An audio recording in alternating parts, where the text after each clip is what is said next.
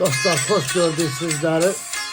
Bugün sizlere ben Ulu Borçalımın Kəpənəkçi elinin qürbətdə yaşayıp yaradan şair oğlu Şair İlqar bəy Göyüşovun Borçalımızın, Kəpənəkçimizin ustad aşığı mərhum Aşıq Abbas'a yazdığı şiiri paylaşıram benim özlerim. Şair yazır ki, geçmezdi bir meclis, toy, busat onsuz.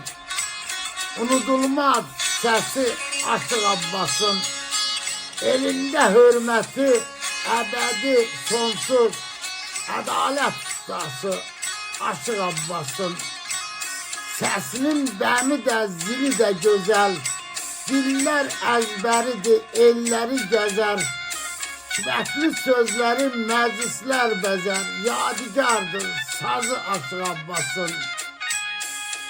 İlahi doymazdı hiç kimsesinden. Kende çıkmazdı sazın sehrinden. Şehitler getirdi öz kendimizden. De kimde var lemsi Aşıq Abbas'ın. Gör neçə seneler geçti aradan. Heyif ki tez köçtü fani dünyadan. Hele de İlgar'ın çıkmır yadından.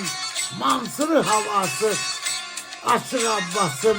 Mansırı havası Aşıq Abbas'ın. Ustada rahmet, şaire uzun ömür, can sağlığı.